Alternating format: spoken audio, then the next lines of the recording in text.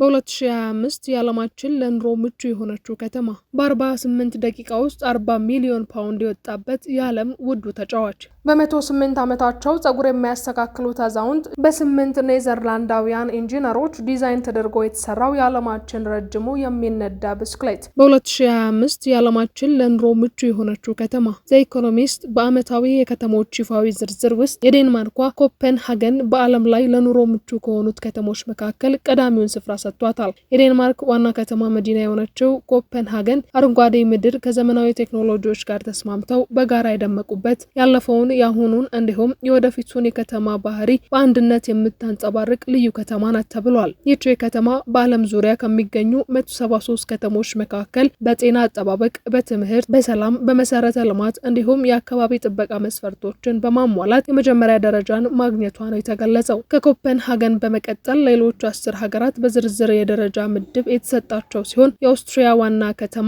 ቬይና በደረጃው መደቡ ላይ ሁለተኛ ደረጃን ይዛለች። የስዊዘርላንዷ ግዙፉ ከተማ ዙሪክ፣ የአውስትራሊያውያን ሜልቦርን ከተማ እንዲሁም የዓለም አቀፍ ተቋማት መቀመጫ የሆነችው ጄኔቫ በኑሮ ምቹ የሆኑ ከተሞች በመባል በቅድመ ተከተል ከ3ኛ እስከ 5ኛ ያለውን ደረጃ ይዘዋል። በ48 ደቂቃ ውስጥ 40 ሚሊዮን ፓውንድ የወጣበት የዓለም ውዱ ተጫዋች። ፍርድ ቤት ዝነኛ ያደረገው የዓለም ውዱ እግር ኳስ ተጫዋች ወይም ባለቤት አልባው የዓለም ውዱ ተጫዋች እየተባለ ይጠራል። እንደ ኔይማር፣ ኬሊያን ምባፔ፣ ፋሊፒ እና ጆን ፍሌክስ አይነት የእግር ከዋክብት ከ100 ሚሊዮን ፓውንድ በላይ ወጥቶባቸው ተዘዋውረው ይሆናል። ነገር ግን እነዚህ ሁሉ የዓለማችን ውድ ተጫዋቾች አይደሉም። የዓለሙ ውድ ተጫዋች ሜዳ ውስጥ ለቆየበት 48 ደቂቃ ብቻ 40 ሚሊዮን ፓውንድ የወጣበት ዣን ኬቪን ኦገስቲን ነው። ለዚህም ታሪካዊ ተጫዋች በአንድ ሰከንድ 13000 ፓውንድ የተከፈለው ሲሆን ለዚህም ታሪካዊ ተጫዋች በአንድ ሰከንድ 13000 ፓውንድ የከፈለው ደግሞ ሀብታሙ ሪያል ማድሪድ ወይንም በቅርብ ዓመታት የዓለም እግር ኳስ የገንዘብ አወጣጥ ሚዛን የቀየሩት የአረብ ክለቦች ሳይሆኑ ለዝውውሩ በታሪኩ ከ30 ሚሊዮን ፓውንድ በላይ አውጥቶ የማያውቀው ሊድስ ዩናይትድ ነው። ሊድስ ዩናይትድ ነው ቢባል ማን ያምናል? በታዳጊነታቸው የዓለም እግር ኳስ ይቆጣጠራሉ ተብለው በብዙ ተስፋ ከተጣለባቸው ነገር ግን የታሰበው ቦታ ሳይደርሱ ከቀሩት በርካታ ተጫዋቾች ይህ ፈረንሳዊ አጥቂ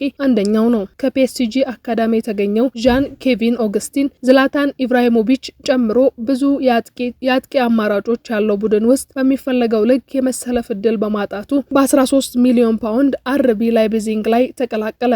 በላይፕዚግ ከቲሞ ቨርነር እና ዩሱፍ ፖልሰን በመፎካከር የቋሚነት ቦታውን ለማስጠበቅ ቢሞክርም በሚጠበቀው ልክ ያልሆነው ኦገስቲን ሕይወቱ በጀርመን ከባድ ሆነበት። በመቀጠል በውሰት ወደ ሀገሩ ሞናኮ ቢያመራም በጥቂት ጨዋታዎች ላይ ከመሰለፍ ያለፈ ነገር ሳይፈጥር እንዲመለስ ሆኗል። በአውሮፓ የተጫዋቾች ዝውውር ከተፈጸሙት አስገራሚ ሁነቶች አንደኛው የተፈጸመው እዚህ ጋር ነው። በወቅቱ በሻምፒዮንሺፑ ይሳተፍ የነበረው ሊድስ ዩናይትድ ከረጅም ጊዜ በኋላ ወደ ፕሪሚየር ሊግ ለማደግ የጀመረው ግስጋሴን ለማሳካት ፈረንሳዊ አጥቂ በውሰት የግሉ አደረገ። የውሰት ውሉ ስምምነት ለ6 ወር የሚቆይ ሲሆን ክለቡ ወደ ሊጉ ካደረገው ግን ተጫዋቹ በ18 ሚሊዮን ፓውንድ ለ5 ዓመት በሚቆይ ውል በቋሚነት የግሉ እንደሚያደርግ በስምምነቱ አስቀምጧል። ምንም እንኳን በማርሴሎና ቤልሳ የሚሰጠውን ሊድ ከተጫዋቹ የሚፈለገው ግልጋሎት ባያገኝም ከ16 ዓመት በኋላ ወደ ፕሪሚየር ሊጉ ተመለሰ። የወቅቱ የሊድ አሰልጣኝ ማርሴሎ ቤልሳ በ3 ጨዋታዎች የፓትሪክ ባምፎርድ ተቀያሪ አድርጎ ለ48 ደቂቃ ብቻ እድል የሰጡት አጥቂ ወደ መጣበት ክለብ እንዲመለስ አዘዙት። ላይፕዚግ ግን ተጫዋቹ ሳይሆን በስምምነቱ የተጠቀሰውን 18 ሚሊዮን ፓውንድ እንዲሰጠው ጠየቀ። የተጫዋቾች የውሰት ውል የሚጠናቀቀው እስከ ሰኔ 30 ቢሆንም በወቅቱ ጨዋታዎች ተገፍተው እስከ ሐምሌ በመድረሳቸው ተጫዋቾቹን ያልፈለገው ሊድስ በዚህ አመክንዮ ገንዘብ እንደማይከፍል ይፋ አደረገ። አርቢ ላይፕዚግም ጉዳዩን ወደ ፊፋ ወሰደውና ፊፋም ሊድስ ዩናይትድን ተጫዋቾቹን የማስፈረምና ገንዘብንም የመክፈል ግዴታ እንዳለበት ውሳኔ ያሳለፈ። በዚህም ሂደት ውስጥ ሁለቱ ክለቦች ያልተፈለገና ባለቤት አልባ ጆን ኬቨን ኦገስቲን ካለማንም ፍቃድ ወደ ፈረንሳይ ተመልሶ ለኖንንት ፊርማውን አስቀመጠ። የፊፋ ውሳኔ ያልተዋጠለት ሊድስም ለዓለም አቀፉ ስፖርት ገላጋይ ፍርድ ቤት ካካክስ ይግባኝ ቢልም ተቋሙ የመጀመሪያውን ውሳኔ ያጸና።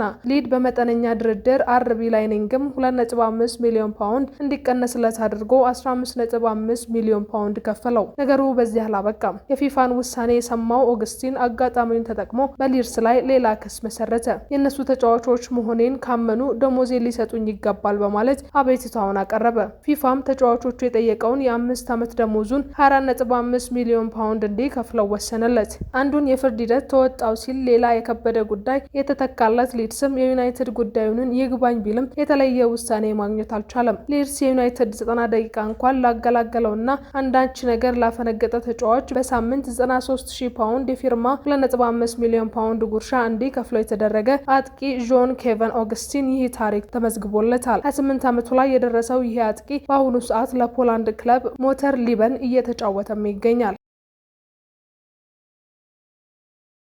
በ108 ዓመታቸው ጸጉር የሚያስተካክሉት አዛውንት ጃፓናዊቷ ሺቶንስ ሃይኮሺ በ108 ዓመታቸው የዓለማችን የእድሜ ባለጸጋ ጸጉር አስተካካይ ሆነዋል። ለዚህም የዓለም ድንቃድንቅ መዝገብ ላይ መስፈር ችለዋል። አዛውንቷ ገና በአንደኛው የዓለም ጦርነት ወቅት በ1916 ነው የተወለዱት። በ14 ዓመታቸው ወደ ጃፓኗ መዲና አቅንተው የጸጉር ማስተካከል ስራ እንደጀመሩም ተናግረዋል። በ18 ዓመታቸው በቶኪዮ ታዋቂ የጸጉር አስተካካይ መሆን ችለዋል። በ24 ዓመታቸው የራሳቸው ጸጉር ቤት ከባለቤታቸው ጋር ከፍተው የነበረ ቢሆንም በጦርነት ምክንያት ሙሉ በሙሉ እንደወደመባቸው ይገልጻሉ። እንደገናም የከፈቱት ጸጉር ቤት እስከዛሬ ድረስ የሰሩበት በመሆኑ ዓለምን አስገርመዋል።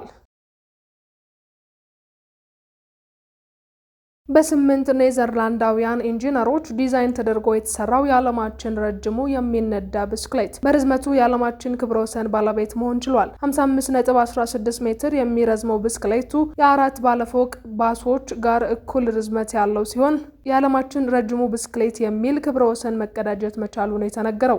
ብስክሌቱን ከሰሩት ውስጥ አንዱ የሆነው የ39 ዓመቱ ኢቫን ቻለር ረጅሙ ብስክሌትን ለመስራት ማሰብ የጀመረው በልጅነቱ ስለ ዓለም ረጅም ብስክሌት የጊነስ ቡክ ኦፍ ሪከርድ ላይ ካነበበ በኋላ መሆኑን ተናግሯል። ሆኖም ግን ረጅሙን ብስክሌት የመስራት ፕሮጀክቱን በፈረንጆቹ 2018 ላይ የጀመረ ሲሆን በመሃል በኮቪድ ምክንያት የተቋረጠው የ2 ዓመት ጊዜ ሳይጨርስ ከሌሎች ኢንጂነሮች ጓደኞቹ ጋር በመሆን ሳይክሉን እውን ለማድረግ 4 ዓመታት ፈጅተውበታል። ኢቫን ቻከል ብስክሌቱን የሰራው የጊነስ ቡክ ኦፍ ዘ ሪከርድ ላይ ለመመዝገብ ዓላማ ይዘው እንደነበረም ይናገራል። ይህንንም ለማሳካት የጊነስ ቡክ ኦፍ ሪከርድ ህጎች፣ ደንቦች በደንብ በማጥናት ነው የሰራ ነውም ብሏል። በጊነስ ቡክ ኦፍ ሪከርድ ደንብ መሰረት 55.16 ሜትር የሚረዝመውን ብስክሌት መንዳት የሚፈቀደው ለ2 ሰዎች ሲሆን ይህም አንድ ከፊት ለፊት መሪ ላይ ሲሆን አንደኛው ደግሞ ከኋላ ሆኖ ፔዳል በመምታት ይነዳል። በዚህም መሰረት ኔዘርላንዳውያን ኢንጂነሮች ዲዛይን ተደርጎ የተሰራው እና 55.16 ሜትር የሚረዝመው ብስክሌት ዓለማችን ረጅሙ ብስክሌት በመሆን በጊነስ ቡክ ኦፍ ሪከርድ መስፈር ችሏል።